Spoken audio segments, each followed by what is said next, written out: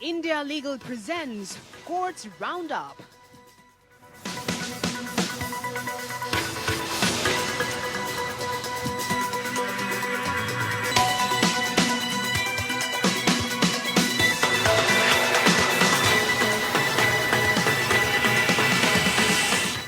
नमस्कार, आप देख रहे हैं हमारी खास पेशकश कोर्ट्स राउंडअप। मैं हूं आपके साथ नेहा दुबे। इस बुलेटिन में अगले आधे घंटे हम आपको कोर्ट से जुड़ी इस दिन की तमाम बड़ी खबरों से करवाएंगे रूबरू। कोर्ट की कार्रवाई और सुप्रीम कोर्ट से लेकर हाई कोर्ट और लो कोर्ट तक के फैसलों को रखेंगे आपके सामने। तो आइए शुरू करते हैं courts roundup. India Legal presents Courts Roundup.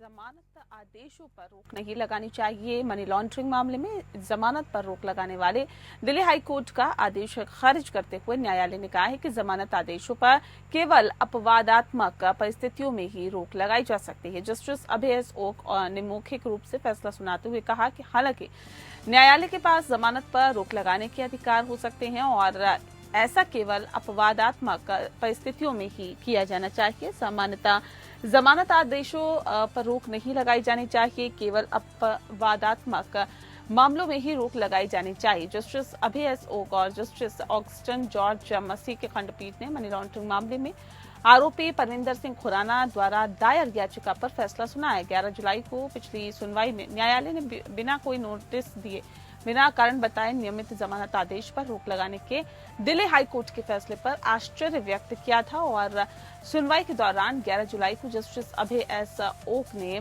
जून 2023 में ट्रायल कोर्ट द्वारा दिए गए जमानत आदेश पर लंबे समय तक अंतरिम रोक का बचाव करने के लिए प्रवर्तन निदेशालय से सवाल किया। ये मामला तब उठा जब ट्रायल कोर्ट ने खुराना को जमानत दे दी, जिसे ईडी ने चुनौती देते हुए इसे रद्द करने की मांग की। ईडी के वकील एडवोकेट जोहेब हुसैन ने तर्क दिया कि ट्रायल कोर्ट ने अपने फैसले में सभी कारकों पर विचार नहीं किया था और इस बात पर प्रकाश डाला कि कई जजों ने मामले से खुद को अलग कर लिया था, जिसमें से एक ने आदेश सुरक्षित रखने के बाद खुद को अलग कर लिया। हुसैन ने कहा कि आरोपी बड़ी मात्रा में धन शोधन में शामिल है और अदालत ने आरोपी की स्वतंत्रता के बारे में अपनी चिंता दोहराई, जिसमें इस बात पर प्रकाश डाला गया कि जमानत पर रोक केवल बहुत ही दुर्लभ मामलों में लगाई जा सकती है। अगर आरोपी आतंकवादी है, एनआईए एक्ट के तहत कई मामलों में शामिल है, राष्ट्र विरोधी है, तो जमानत आदेश पर रोक लग सकती है। सुप्रीम कोर्ट ने इस बात पर विभाजित फैसला सुनाया कि भारत में आनुवांशिक रूप से संशोधित सरसों जीएम सरसों की व्यावसायिक बिक्री की अनुमति दी जानी चाहिए या नहीं। न्यायमूर्ति बी नागरत्ना और न्यायमूर्ति संजय करोल के खंडपीठ ने आज इस मामले में दो अलग अलग फैसले सुनाए हैं। न्यायमूर्ति नागरत्ना ने भारत में जीएम सरसों की व्यावसायिक बिक्री और साथ ही रिलीज की अनुमति देने के खिलाफ फैसला सुनाया है। बता दें आपको कि अन्य कारणों के अलावा उन्होंने पाया कि जेनेटिक इंजीनियरिंग मूल्यांकन समिति ने भारत में जीएम सरसों के प्रभाव और इसके संभावित पर्यावरणीय प्रभावों पर किसी भी स्वदेशी अध्ययन पर भरोसा किए बिना जीएम सरसों की बिक्री को मंजूरी दे दी थी। न्यायमूर्ति करोल ने अपने फैसले में असहमति जताई और जीएम सरसों की वाणिज्यिक बिक्री को मंजूरी देने के जीएसएसी के फैसले को बरकरार रखा। न्यायमूर्ति करोल ने कहा कि जीईएसी की संरचना नियमों के अनुसार है और इसीलिए संवैधानिक चुनौती विफल हो जाएगी।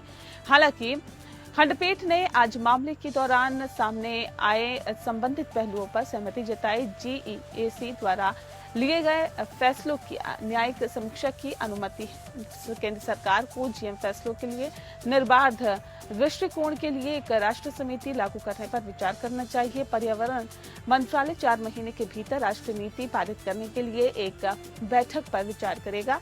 नियम भी बनाए जाने चाहिए। 2022 में जीईएसी ने जीएम सरसों की व्यावसायिक खेती के प्रस्ताव को मंजूरी दी थी और इसे पर्यावरण, वन और जलवायु परिवर्तन मंत्रालय ने भी मंजूरी दी थी। इस साल 9 जनवरी को जस्टिस नागरत्ना की अध्यक्षता वाली बेंच ने इस कदम को चुनौती देने वाली जनहित याचिकाओं पर सुनवाई शुरू की थी।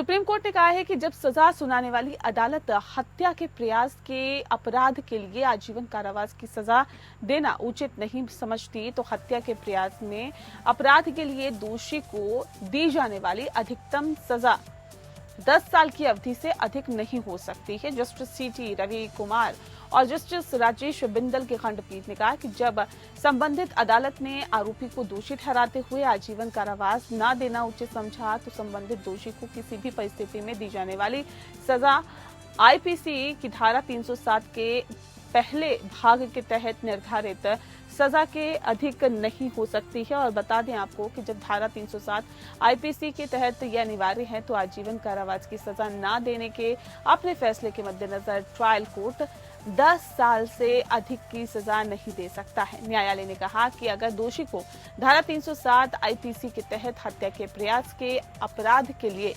आजीवन कारावास की सजा नहीं दी गई तो ट्रायल कोर्ट 10 साल से अधिक की सजा नहीं दे सकता।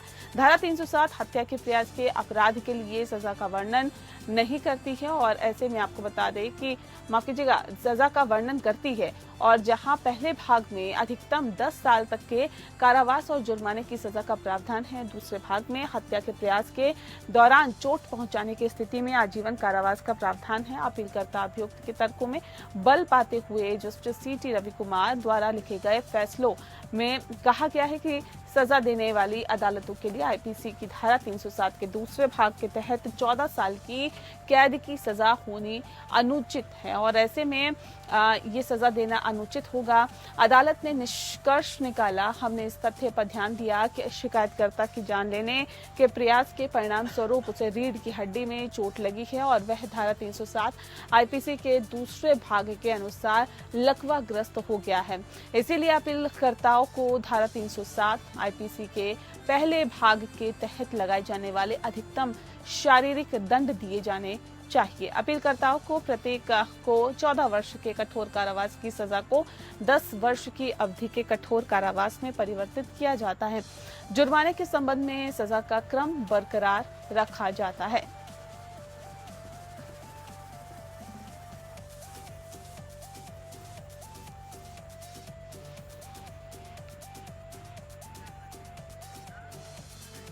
संपत्ति के स्वामित्व विवाद से निपटने के दौरान ही सुप्रीम कोर्ट ने हाल ही में विक्रेता पर 10 लाख रुपए का जुर्माना लगाया, जिसने विक्रेता के साथ सेल डीड निष्पादित करने के बाद संपत्ति को दूसरे क्रेता को हस्तांतरित कर दिया, जबकि पहला सेल डीड रजिस्ट्रेशन के लिए लंबित था। जुर्माने के भुगतान करने की देयता विक्रेता और उस दूसरे क्रेता द्वारा समान रूप से वहन करने का निर्देश दिया गया। बता दें आपको कि न्यायालय ने विक्रेताओं के हाथ आम आदमी की निरंतर पीड़ा को ध्यान में रखते हुए जुर्माना लगाया, जो कि या तो हाथ घुमाकर या कानूनी प्रक्रियाओं में हेरफेर करके दोहरा लाभ करने का प्रयास करते हैं। ये नोट किया गया कि ऐसे मामलों में विक्रेता खरीदार की पीड़ा लंबे समय तक हो सकती है, लेकिन किसी को भी अपने स्वयं के गलत काम से लाभ उठाने की अनुमति नहीं दी जानी चाहिए। न्यायालय ने जोर देकर कहा कि न्याय कमजोर लोगों के साथ किया जाना चाहिए। न्यायालय ने कहा कि ऐसे मामलों का फैसला करते समय हम केवल लोगों के जीवन और संपत्ति से ही नहीं निपट रहे हैं, बल्कि कानूनी व्यवस्था में उनके भरोसे से भी निपट रहे होते हैं। हमारे सामने आए मामलों जैसे मामले में हमें केवल विवादास्पद लेन देन का नियंत्रण यानी कि लेन देन का यांत्रिक विश्लेषण नहीं करना है, बल्कि ये भी सुनिश्चित करना है कि अन्याय का समाधान हो और किसी को भी अपने स्वयं के गलत कर्मों और गलत कामों से लाभ न मिले। न्याय पक्षपात नहीं जानता है और इसी प्रकार इसकी सहायता से कमजोर भी मजबूत लोगों पर विजय प्राप्त कर सकते हैं। मध्य प्रदेश हाईकोर्ट ने हाल ही में दोहराया कि लंबे समय तक चलने वाले रिश्ते के दौरान यौन क्रियाकलापों को विवाह के झूठे बहाने से होने वाले शारीरिक संबंधों के बराबर नहीं माना जा सकता है, केवल इसलिए कि प्रेमी बाद में अलग हो गए। जस्टिस संजय द्विवेदी की एकल न्यायाधीश पीठ ने स्पष्ट किया कि युवा लड़के और लड़कियों के बीच शारीरिक संबंध के साथ साथ ऐसे संबंध भी होते हैं जो वर्षों बाद विवाह में परिणत नहीं हो पाते हैं। ये अपने आप में कहने का अधिकार नहीं हो सकता कि अभियुक्त ने अभियोक्ता से विवाह करने का अपना वादा पूरा नहीं किया। ऐसे मामले में अभियोक्ता जो है उनके द्वारा शारीरिक संबंधों के लिए दी गई सहमति को तथ्य की गलत धारणा से प्राप्त नहीं किया जा सकता है और नहीं कहा जा सकता है। बता दें आपको कि अदालत ने स्पष्ट शब्दों में कहा है कि ये कहने की आवश्यकता नहीं है कि युवावस्था में जब लड़का और लड़की एक दूसरे की ओर आकर्षित होते हैं और वे भावनाओं में बहुत बहते जाते हैं और मानते हैं कि वे एक दूसरे से प्यार करते हैं, तो आमतौर पर उन्हें लगता है कि उनका रिश्ता स्वाभाविक रूप से विवाह में परिणत होगा। हालांकि कभी कभी ऐसा नहीं भी हो पाता और लड़की खुद को धोखा और छला हुआ समझकर FIR दर्ज नहीं करा पाती है और कहती है कि उसके साथ बलात्कार हुआ है। अदालत ने कहा कि अभियोक्ता द्वारा लगाए गए आरोपों पर विचार करते हुए 10 साल पुराने रिश्ते के दौरान शारीरिक संबंधों को बलात्कार के रूप में मानना मुश्किल है। शिकायतकर्ता के अनुसार वह और याचिकाकर्ता एक ही जाति के हैं और एक ही गांव से आते हैं। वे एक दूसरे को एक दशक से अधिक वक्त से जानते हैं। जब वे स्कूली स्टूडेंट्स थे और जून 2010 से उनके बीच शारीरिक संबंधों से जुड़ा हुआ प्रेम प्रसंग चल रहा था और ऐसे में 2020 तक याचिकाकर्ता और पीड़िता समय समय पर कटनी में पूर्व के डॉक्टर के क्वार्टर में साथ समय बिताते थे। शिकायतकर्ता ने कहा कि इसके बाद याचिकाकर्ता ने अपने रिश्ते के अंत में उससे शादी करने से इनकार कर दिया।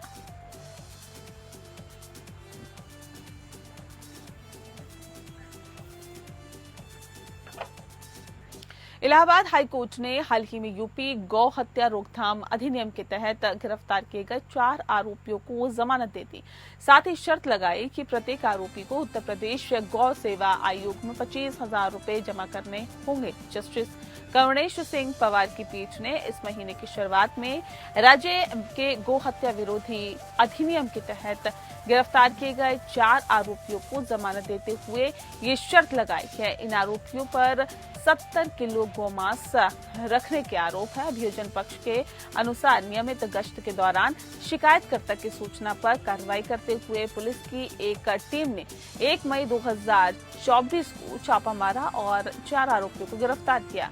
ऑपरेशन के दौरान पुलिस ने कथित तौर पर 70 किलोग्राम गाय का मांस, चाकू और अन्य संबंधित सामान बरामद किया है। जमानत की मांग करते हुए आवेदक हाईकोर्ट चले गए, जहां पर उनके वकील ने तर्क दिया कि उन्हें झूठा फंसाया गया है। ये भी प्रस्तुत किया कि बरामदगी के कोई स्वतंत्र गवाह नहीं है और किसी ने भी घटना को नहीं देखा है। दूसरी ओर राज्य के वकील ने इस आधार पर उनकी याचिका का विरोध किया कि मेडिकल जांच रिपोर्ट प्राप्त हुई जिसमें बरामद मांस को गाय का बताया गया है। हालांकि मामले के तथ्यों और परिस्थितियों पर विचार करते हुए जिसमें ये तथ्य भी शामिल है कि आरोप पत्र पहले ही दायर किया जा चुका है, अदालत ने आवेदक को जमानत पर बढ़ाने के लिए इसे उपयुक्त मामला पाया है और नतीजतन अदालत ने संबंधित अदालत की संतुष्टि के लिए 4 आरोपियों को निजी बॉन्ड और समान राशि में 2 जमानत देने के बाद जमानत दी है। बता दें कि प्रत्येक आवेदक को 4 सप्ताह के भीतर गौ सेवा आयोग उत्तर प्रदेश में 25,000 रुपए जमा करने का निर्देश दिया है।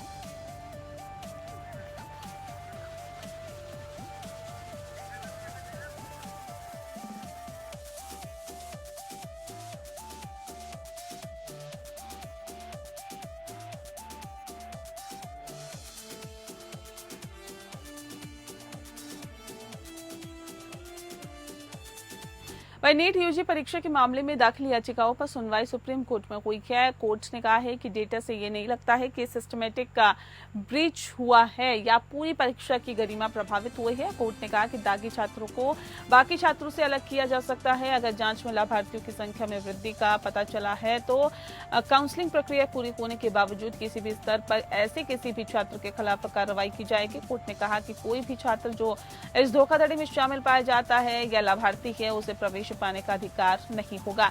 कोर्ट ने निजी यूजी की परीक्षा दोबारा कराने का इनकार कर दिया है और ऐसे में कोर्ट ने कहा है कि सीबीआई की जांच के मुताबिक ही पेपर लीक की वजह से 155 ऐसे छात्र हैं जिन्हें गड़बड़ी का फायदा मिला है।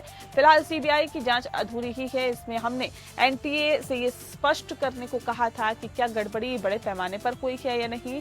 केंद्र और एनटीए ने अपने जवाब में आईआईटी मद्रास की रिपोर्ट का हवाला दिया। सुनवाई के दौरान सीबीआई की अध्यक्षता वाली बेंच ने कहा कि आईआईटी दिल्ली की रिपोर्ट मिल गई है, जिसमें कहा गया है कि आईआईटी दिल्ली के डायरेक्टर प्रोफेसर बनर्जी ने भौतिकी विज्ञान से एक 3 विशेषज्ञों की टीम ने प्रश्न की जांच की है, जिसने चौथे ऑप्शन को ही सही माना। उन्होंने कहा कि आईआईटी दिल्ली के प्रोफेसर्स की कमेटी ने जो रिपोर्ट दी है उसके मुताबिक जिस सवाल के 2 जवाब सही माने गए थे उसके चौथे ऑप्शन को ही सही माना गया है।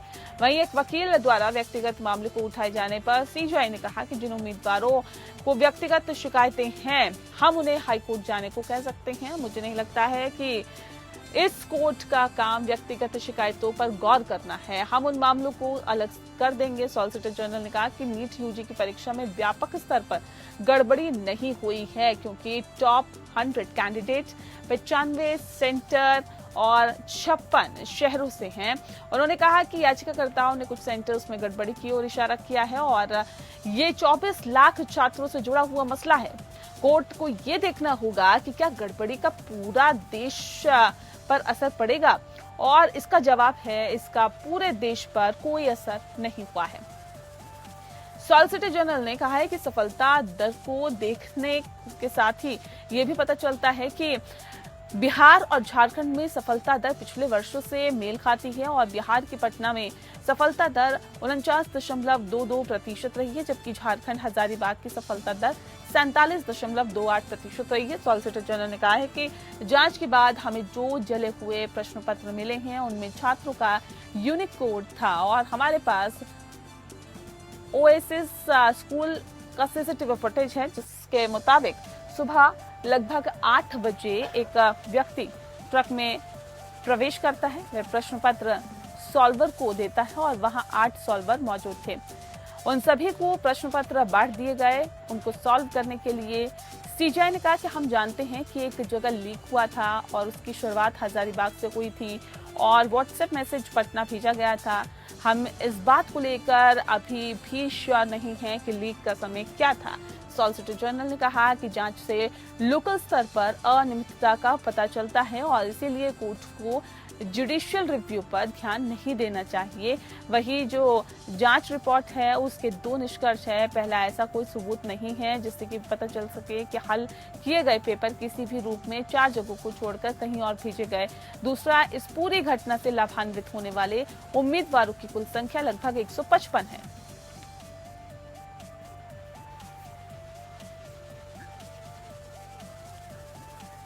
वहीं बॉम्बे हाईकोर्ट ने एक महत्वपूर्ण फैसले में माना है कि किसी व्यक्ति द्वारा अपने ही परिवार के सदस्यों के खिलाफ लगाए गए दुर्व्यवहार के आरोप भारतीय दंड संहिता की धारा 498A घरेलू हिंसा के दायरे में नहीं आएंगे। जस्टिस अजय गडकरी और जस्टिस डॉक्टर नीला गोखले की खंडपीठ ने कहा है कि इस मामले में एक महिला ने अपने पति के साथ मिलकर अपने ससुराल वालों के खिलाफ प्राथमिकी दर्ज कराई थी।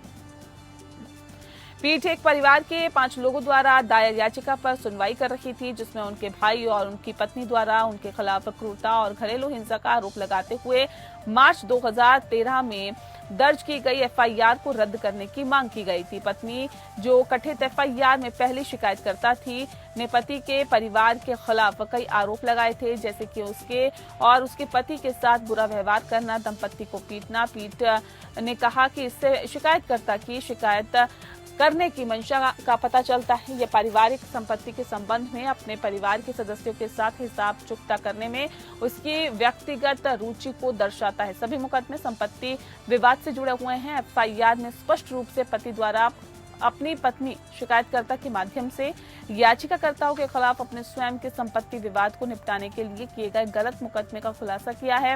न्यायाधीशों ने रिकॉर्ड पर मौजूद जो सामग्री है उसके आगे ये भी नोट किया है कि अधिकांश मामलों में पति द्वारा की गई प्रमुख चुनौतियां उसके मृत पिता की संपत्ति के गिफ्ट डीड को लेकर है। पिता ने कहा है कि इस एफआईआर को जारी रखना कानून की प्रक्रिया का पूर्ण दुरुपयोग होगा।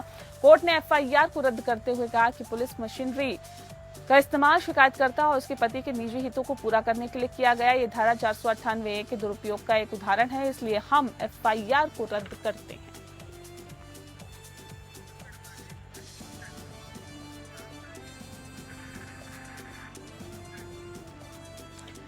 वहीं दिल्ली हाईकोर्ट ने कहा है कि वह सरकारी अधिकारियों से अपेक्षा करता है कि वह सीसीएस छुट्टी अधिनियम में नियम 43 की स्थिरता की फिर से जांच करे, जो किसी भी महिला सरकारी कर्मचारी को यदि उसके 2 से अधिक जीवित बच्चे हैं मातृत्व अवकाश से मना करता है। जस्टिस सुरेश कुमार कैत और जस्टिस गिरीश कठपालिया की खंडपीठ ने कहा है कि जनसंख्या नियंत्रण में सफलता प्राप्त करने के लिए सरकार नागरिकों को 2 से अधिक बच्चे पैदा करने से रोकने के लिए कोई भी उचित अभिनव कदम उठा सकती है, लेकिन एक बार जब तीसरा बच्चा गर्भ में भी अस्तित्व में आ जाता है तो उसके अधिकारों को कुचला नहीं जा सकता है। पीठ ने कहा कि जनसंख्या नियंत्रण के उद्देश्य से 2 बच्चे की नीति एक अच्छी नीति है और न्यायालय 2 से अधिक बच्चों को प्रोत्साहित करने की वकालत नहीं करता है, लेकिन 3 से अधिक बच्चों को हतोत्साहित करने के कदम माता पिता को एड्रेस होने चाहिए, न कि बच्चों को। पीठ पुलिस अधिकारियों द्वारा दायर एक याचिका पर विचार कर रही थी, जिसमें केंद्रीय प्रशासनिक न्यायाधिकरण द्वारा पारित एक आदेश को चुनौती दी गई थी, जिसमें उन्हें तीसरे बच्चे वाली एक महिला कांस्टेबल को मातृत्व अवकाश देने का निर्देश दिया गया। महिला के पहले विवाह से 2 बच्चे थे जो टूट गया था, दूसरे विवाह से तीसरा उसका बच्चा हुआ था, लेकिन मातृत्व अवकाश के लिए उसका आवेदन खारिज कर दिया गया था। अदालत ने कहा कि केवल मातृत्व ही नहीं बल्कि बचपन पर भी विशेष ध्यान देने की आवश्यकता है। इसने कहा कि महिलाओं के साथ उन स्थानों पर सम्मान और गरिमा के साथ व्यवहार किया जाना चाहिए जहां वे आजीविका कमाने के लिए काम करती हैं। पीठ ने यह भी कहा कि महिलाओं की नौकरी और कार्यस्थल की प्रकृति चाहे जो भी हो, उन्हें सभी सुविधाएं प्रदान की जानी चाहिए जिनकी वो हकदार हैं।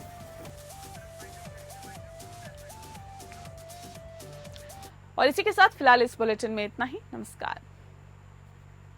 India Legal presents Courts Roundup.